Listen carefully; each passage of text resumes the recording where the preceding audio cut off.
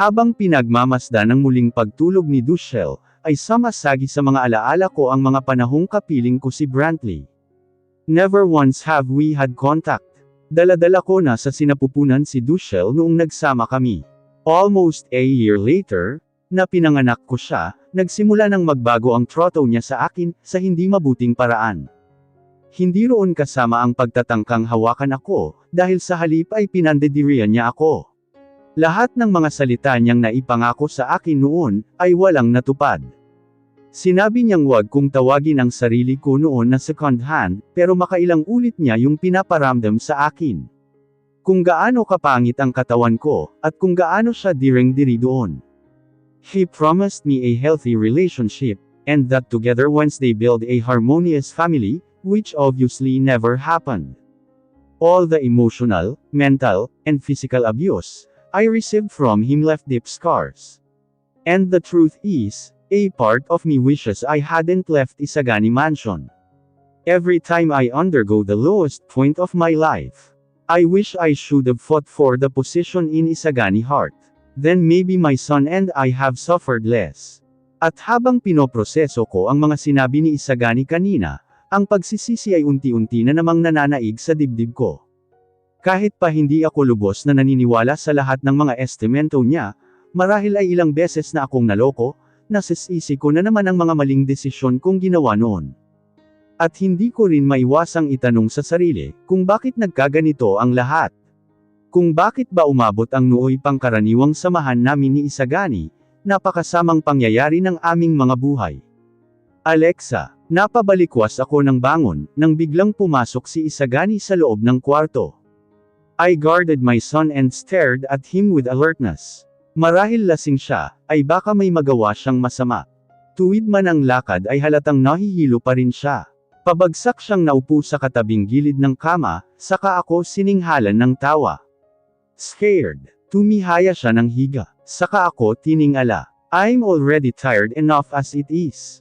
Let's just rest tonight, and forget about everything, why don't we? Hindi ako umimik. Kapag kuwan ay unti-unti niyang ipinikit ang mga mata niya upang matulog. Nanatili naman akong nakaupo sa kama, upang pagmasdan siya. It's funny how I fell in love with you, the moment I saw you on the screen of my television. His confession is still lingering in my mind, and I can't take it off my head. If he really loved me, then why did he treat me with a cold shoulder? Bakit meron pang namamagitan sa kanilang dalawa ni Marian? At bakit, ni minsan ay hindi niya nababanggit ang nangyari sa kanila, nung gabing nasaksihan ko sila sa iisang kama? Why isn't he trying to explain and defend himself? Dahil ba hindi niya alam na nasaksihan ko ang bagay na yun? Is he just trying to manipulate me into thinking about loving him back? But why did he seem like he's really the victim? Bakit para talagang nasasaktan siya, habang umaamin sakin kanina? Malakas akong napabuntong hininga, sa palalim ng aking iniisip. I should first start finding out everything on my own, before I can completely trust him. Before he finds out that Dushel is his son, at kung bakit ba hindi tugma ang DNA nila. Dahil isa lang pinaniniwalaan ko ngayon. Kung hindi siya ang ama ni Dushel, pues hindi rin ako ang ina. And that would be ridiculous, dahil alam kong anak naming dalawa ang batang ito. Bumalik ako sa pagkakahiga sa gilid ni Dushel, habang nasa kabila niyang gilid naman si Isagani, na mahimbing nang natutulog gaya niya. Sandali ko pa silang pinagmasdang dalawa. May kung anong pakiramdam ang pamitik sa puso ko sa tanawing iyon. Ang mag-ama ko, drink your milk properly, don't spill it. Kanina pa ako natutulala, habang pinapanood sina Isagani at Dushel na magkatabing nag-aalmusal. It's heavy. Matining na reklamo ni Dushel sa isang basong buhat-buhat niya. Dahil mabigat iyon para sa kanya, ay nanginginig ang dalawa niyang kamay, kung kaya't natatapon ang iilang patak niyon. I can't. Isagani frowned. Blitawan niya ang hawak niyang tinidor at kastilyo, para alalayan si Dushel sa paghawak doon, at paihuman ito ng maayos. Why are your bones so weak? You need to have a checkup immediately. Are you the doctor? Inusente pa nitong tanong sa kanya. Kumuha ng tisyo si Isagani, para panasan ang nagkalat na bahid ng gatas sa labi ni Dushel. I'm not. Who are you? Sandaling hindi nakatugon si Isagani, bago niya ako seryosong binalingan ng paningin. Anong madalas niyang tinatawag sa'yo? Natauhan ako sa kinauupuan, at mabilis na nakatugon. Depende sa mood niya. Minsan mama, minsan mommy. Nangunot ang noo niya. Why is that? Depende rin kasi sa mood ko, sa kung anong gusto kong itawag niya sakin, napaiwas ako ng paningin. Hanggang ngayon ay hindi pa rin ako malagay sa kung anong gusto kong itawag sa akin ng anak ko. Bagay ang mama, dahil ramdam ko ang pagkain ako sa tuwing tinatawag niya akong ganon, pero iba rin naman kapag mommy, para bang may dating at spoiled siya sakin ang tawagang yun. You need to settle for only one, pagdedesisyon ni Isagani. Napabulong ako sa hangin. Ikaw nga di makontento sa isa eh. I heard that. Seryoso niyang sambit. Which woman do you mean? Sarkastiko akong napatawa. Sa dami mo bang babae, kailangan ko pang isa-isahin.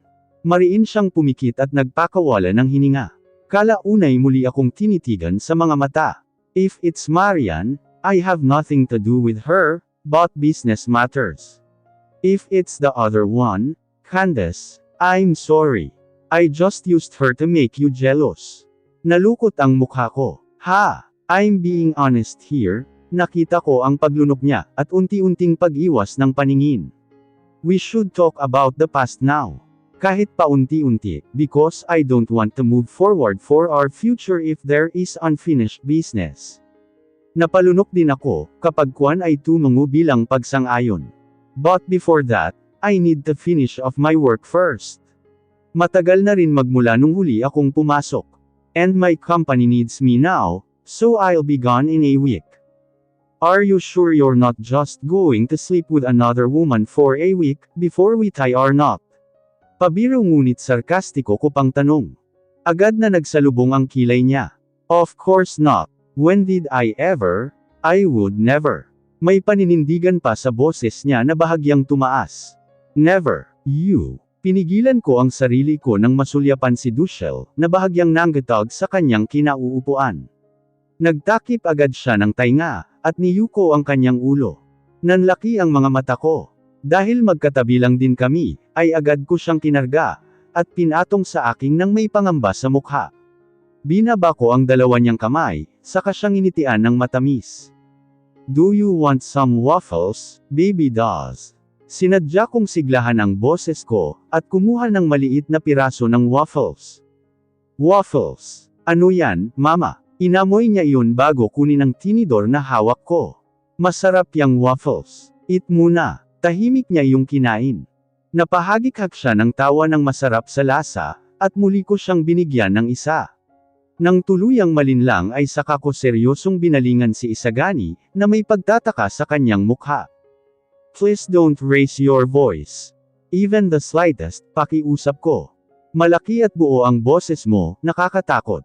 Did I just scare him? Napagtatanto iyang tanong. We both just did, napalabi ako. But it's not your fault. Nakikiusap lang ako. Brantley was always yelling at him. We used to scream a lot whenever we were fighting, which impacted my son so much. Huli na nang mapagtanto ko iyon. Nanag ang katahimikan sa pagitan naming tatlo, tanging pagmuya lang ni Dushel ang naririnig. I want more waffles, pagbasag ni Dushel sa katahimikan. Pero ubos na ang waffles ko. Give him to me, pagsasalita ni Isagani. I have waffles here. Sandali akong nag-alinlangan. Subalit naglakas loob na iniabot sa kanya ang anak niya. May maliwanag na mukha niya iyong tinanggap at kinandog. Here, marahan niyang pinakain si Dushel. Weren't you just asking me who I was earlier? Yes. Masigla itong tumango-tango. Then, I'm your papa, pakilala niya. And that woman there is your mama, not mommy. Papa, nagtatanong na sambit ni Dushel sa kanya. Papa, saka siya may malaking ngiting bumaling sa akin. Mama. Agad na nag-init ang dalawang pisngi at mga mata ko. Sa pagkakaalam ni Isagani, ay hindi niya anak si Dushel. Pero bakit ganun na lang kadali sa kanya ang gampanan ng papel ng pagiging ama? I'm almost done, ani Isagani. habang inaayos ang kanyang necktie sa harapan ng salamin. Sa tingin ko mas bagay sa'yo yung kanina mong suot na necktie. Though he wasn't asking for my opinion, I still blurted it out. Dahil mas nako-compliment ng navy blue color ang itsura niya ngayon, kaysa ng black. Nahinto siya sa ginagawa at napalingon sa akin. Which necktie? Yung navy blue. Mabilis niyang hinubad ang sanay maayos ng black necktie, bago kinuha muli ang isinuhestya ko. Do you mind? Naglakad siya papalapit sa akin at inabot iyon. Wala sa sarili ko yung tinanggap. Anong gagawin ko rito? Isuot mo sakin, nag-atubili ako, ngunit nauna nang umangat ang mga braso ko, para paikutan iyon sa leeg niya. Okay. Binaba niya ang sarili niya, upang hindi ako mahirapan sa agwat ng tangkad naming dalawa. Dahil gumanap na ako sa role bilang asawa sa mga teleserye, ay natutunan kong gawin ang bagay na to. It's the first time I'm going to do this with him, though. You should sleep in this room with our son when I'm away, Anya. Hindi ko alam na sa ganang klase ka ng kama natutulog. It will be difficult for him to sleep on that as well. Napakurap ako, hindi siya matingnan sa mga mata. Pwede namang siya na lang ang bigyan ng kwarto. I will, but you're not going to sleep in that room anymore as well. Saan na ako matutulog? San pa ba? Obviously, sa tabi ko, he sneered. Nanlaki ang mga mata ko, nang bigla niya akong halikan sa labi. Shall we go back to our old bedroom? Bumakas sa alala ko ang nasaksihan noon. Sa sarili naming kama ay kasama niya si Marian. Natigilan ako. Kapag kuwan ay umiling-iling. Nanlumo kong pinagpatuloy ang pag-aayos sa necktie niya. Never mind. That room is full of bad memories anyway, mahina niyang sambit. Ano naman kaya ang tinutukoy niya? Batid kong magkaiba kami ng nasa isipan ngayon. Okay na, bahagya kong tinapik ang matigas niyang dibdib, nang magtagumpay sa ginagawa. Akma na sana akong lalayo, nang hawakan niya ang baywang ko, at ihigit papalapit sa kanya. Muling naglapat ang aming mga labi. Napapikit ako nang magsimulang gumalaw ang ulo niya, at laliman ang paraan ng paghalik sa akin. Binuka ko ang aking bibig, nang kumatok ang kanyang dila. Malugod ko siyang tinanggap, at halos malunod sa kanyang halik. Kusang pumulupot ang aking mga braso sa kanyang leeg, kasabay ng paghigpit ng pagkakayakap niya sa baywang ko. Nakakakiliti sa tainga ang mga tunog na pinapakawalan niya, maging ang tunog na binubuga naming dalawa. Naramdaman ko ang pagbaba ng malikot niyang kamay sa aking balakang, at mahigpit iyong pinisil. Tinangka niya akong buhatin. Mama, Papa, what are you doing? Parehong napamulat ang mga mata namin ni Isagani, nang magsalita si Dushel. Agad ko siyang natulak papalayo sa akin, at natatauhang napalingon sa anak kong kanina'y nanunood ng TV, habang nakaupo sa couch ng kwarto, at ngayoy may pagtatakang nakatingin sa amin. Does, nothing baby, matamis akong ngumiti at inayos ang sarili ko. Nakalimutan kong nandito rin pala ang inosente kong anak. Natatawang suminghal si Isagani, at yamakap sa akin mula sa likuran. He's only 2, he won't remember. My son is intelligent. No, he's a genius for his age. Alam mo bang 4 months old pa lang siya, alam niya na ang word na mama at I love you. Proud kong sabi. How would I know? Binaon niya ang mukha niya sa aking balikat, at humigpit ang pagkakayakap sa akin. I wasn't there, and you weren't here. Oh, napapalunok kong binalingan si Dushel, na halatang kuryosong nakatingin sa aming dalawa. Are you hurting mama? Nahirapan siyang bumaba ng couch, at may maiiksing bias na tumakbo palapit sa aming kinatatayuan. Mama can't breathe. Let go. Lamambot ang puso ko, at tinapik ang mga braso ni Isagani na nakapulupot sa aking baywang, agad naman niya akong pinakawalan. Kinarga ko si Dushel at hinalikan siya sa noo. Mama's okay. I can breathe. Mahigpit siyang yamakap sa leeg ko, at hindi ako pinakawalan. Don't cry mama. Mama's not crying. I'm fine. Mariin akong napapikit. Ang katagang iyon ang lagi niyang sinasambit, tuwing iniisip niyang nasasaktan ako. Kahit pa hindi ako umiiyak o nagpapakita ng kahinaan sa harapan niya, alam ko paring batid niya. Dahil mataas ang emotional intelligence ni Dushel para sa edad niya, at maaga siyang namulat sa mga ganoong eksena. Still, I'm sure he will easily forget about the past, because he's still very, very young. Nang magmulat ako ng mga mata, ay nasalubong ko ang madilim na mukha ni Isagani.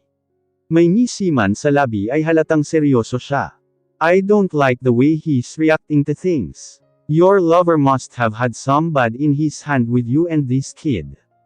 Matunog akong lumunok, at napaiwas ng paningin. Don't say he's my lover anymore. Seriously, what I mean, what did that man do for him to react like this? Pagtukoy niya pa kay Dushel, pigil ang pagmumura. I appreciate how he's trying hard not to curse, but my son is already immune to it, so he won't react to it. Hindi ito ang oras para pag-usapan. Hindi ba't papasok ka pa sa trabaho? Pagkatapos ng isang linggo, doon lang tayo malayang makakapag-usap. Tsaka kailangan ko pang ihanda ang sarili ko sa mga sasabihin ko, para wala akong makaligtaan. Nagpakawala siya ng malakas na buntong hininga. Mas lumapit siya sa amin, upang biglang yamakap. Nagulat pa si Dushel at napatingin sa kanya. I'm not hurting you, I'm hugging you and your mama kiddo, agad niyang paliwanag. Kanina pa nanlalambot ang puso ko. Hindi ko mapigil ang mapangiti ng sinsero, at pigilan ang maging emosyonal sa tamis at init ng yakap na iyon. Isagani, if you keep behaving like this, wala akong magiging laban sa'yo. Wala na namang magiging laban ng puso ko. Lalo na ang anak ko. I will come back as soon as possible. I'll try not to last working for a whole week, saad niya nang humili sa pagkakayakap. May pag-aalala ko siyang tiningala. Huwag mong i-overwork ang sarili mo. Hindi naman ako mawawala rito, maghihintay ako. Sumili ang marahang ngiti sa labi niya.